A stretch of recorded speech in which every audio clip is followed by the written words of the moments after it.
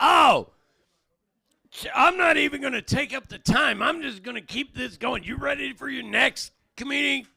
Maybe? No? Oh, fuck. Are you saying I got to talk some more? What? No? Okay, we're going to take a vote right now.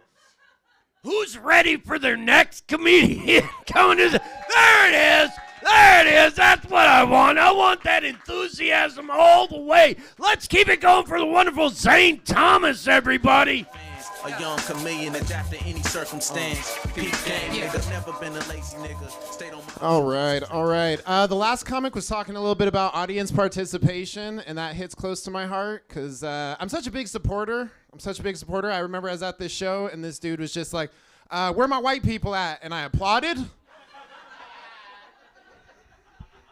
Just supporting, dude. Just supporting. Yeah, so I'm going to be completely honest. I've been living in Portland for a little bit, but I think I might have pissed off my polyamorous neighbors. Yeah, they came out swinging. Pew, pew. It's all like this. I'm so sorry. I'm actually a mentally ill person who works in mental health. Yeah, thank you. What I'm trying to say is sometimes the biggest difference between me and the clients is I have keys to the snack closet. So pretty sweet. I actually want to start a therapy group for people with black and white parents. It's called Mixed Feelings. Yeah, little thing I'm working on. My family and I used to, joke around about my dad leaving when I was younger. It's kind of a running joke. Okie dokie, some people got it, everyone hated it. What are you gonna do? Actually, I met my dad a few years ago, and here's the deal. He calls me up, and I'm stoned out of my mind in Atlanta, Georgia. Right? Calls me up. He's just like, hey, man, how you doing? I was like, G.I. Joe? He's like, nah, man, this sound like G.I. Joe. I was like, Black G.I. Joe? He's like, no, man, it's your father. I was like, oh, shit, dude, I always wanted to meet you. I just never knew where to find you. He's like, well, now you know. And no one's half the battle. I'm like, this nigga is G.I. Joe. I knew it. And there was a couple things when I went to go meet my dad that I realized. Number one, way too high to meet my dad for the first time. Number two, I don't even know what this dude looks like. Right? So I'm literally walking up to every black dude who gets out of their car like, are you my daddy? A lot of maybes. And I was standing outside for like an hour, and finally this black dude walks up to me, and he's like, what's up, son? And it wasn't even my dad, just some black dude saying, what's up? It's very confusing.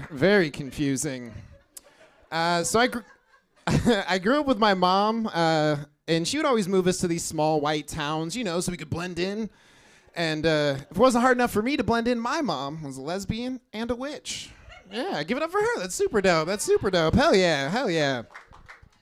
If you're having a hard time wrapping your head around that, though, she's basically halfway between Portland and Salem. Had to live my whole life for that joke. Okay. Totally fine. Y'all seem cool. Can I tell you guys about the first time I said that's gay in front of my lesbian mom? Do it. Okay. If I have to. So I was like 11 years old. I walk into the house. My mom's like, how do you feel about NSYNC? I was like, that's the gayest thing I ever heard. All right, real ignorant, we know. But she wanted me to understand something, and that is if you use the way that somebody's born as a negative like that, it's extremely hurtful. So she says to me, how would you feel if when I didn't like something, I said, that's nigga. So like a mature 11-year-old, I was like, Grandpa, Mom called me the N-word. Which was a lie. Took that lie to my grandfather's grave. Literally 10 years later, I went to my very first strip club with my mom. The day of my grandfather's funeral. This was not a good strip club, by the way, right? This is a strip club in Iowa. Yeah, the most popular chick there was this private dancer with a wooden arm. Don't laugh, I heard she's beating him off with a stick. Worth it.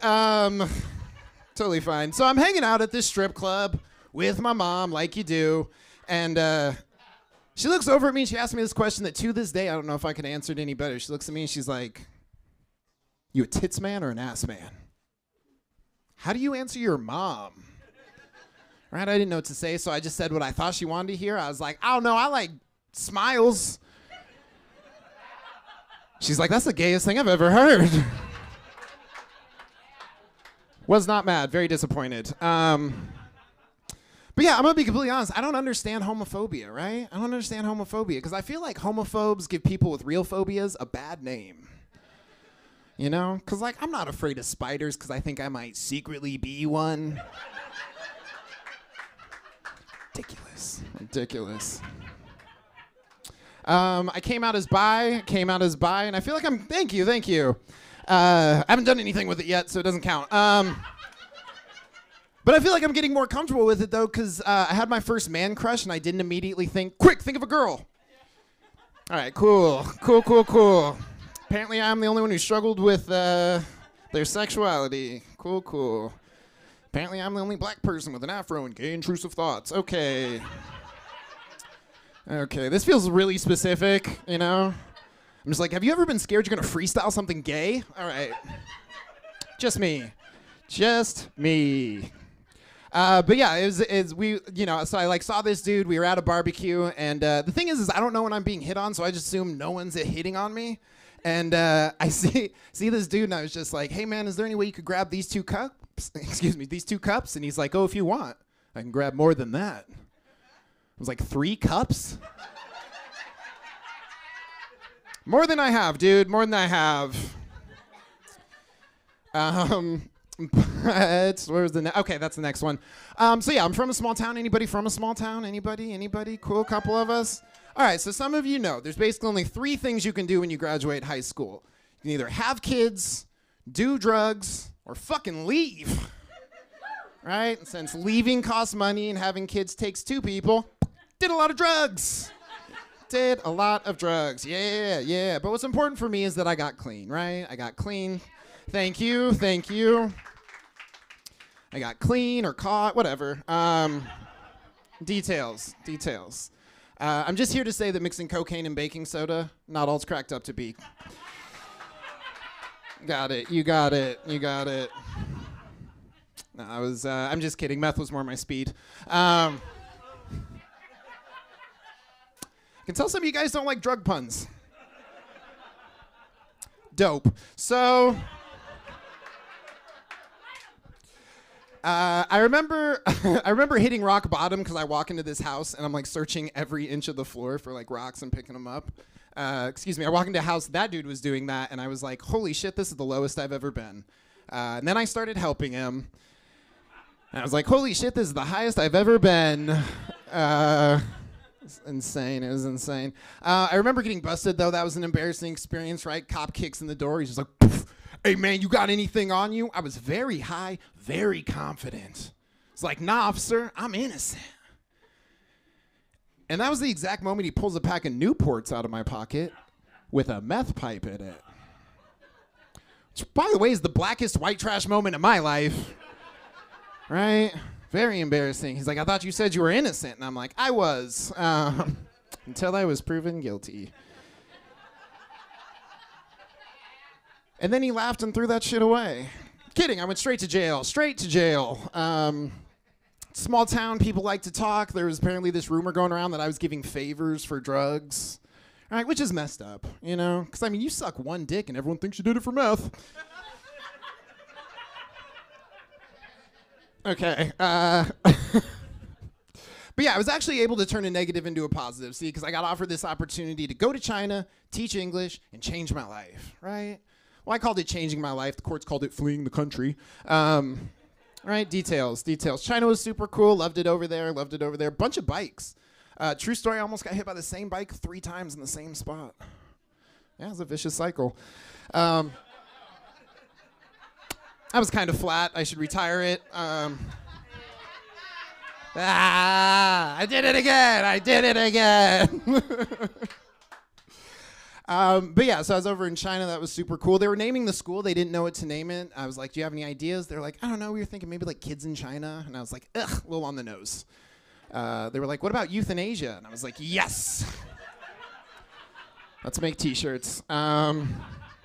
Let's make t-shirts. I had this this Chinese fiance. Really? Holy shit. Okay. I had this Chinese fiance, super sweet girl. The only thing is that she wanted me to teach her how to talk black. Yeah, me, right? She wanted me to teach her how to say the phrase, "That's my man, bitch." But she couldn't get the tones right, so all she ever ended up saying is, "That's my man, bitch."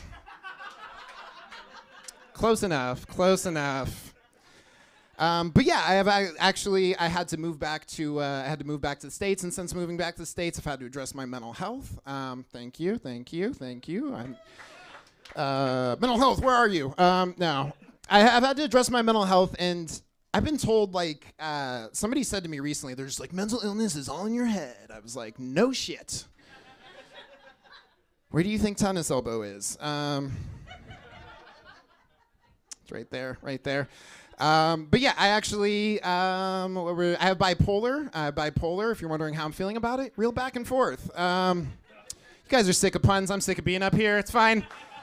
It's fine. There's some clapping. Okay. I'm gonna wrap this up and do the camping thing that was the assignment, apparently.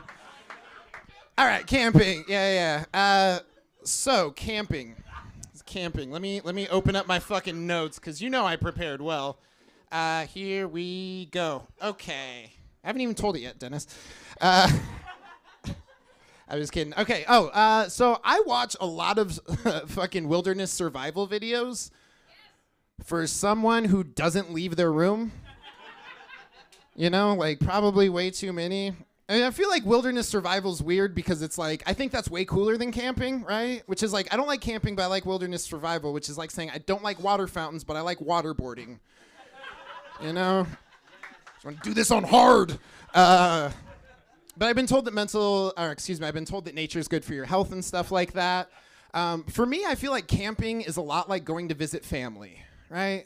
First couple days, it's fun. After about a week, you're like, this is why I don't live here.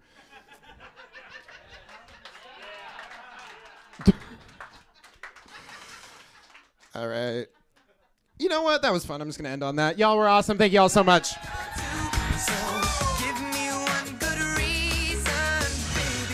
Oh, let's keep it going for Zane Thomas, everybody. Zane Thomas.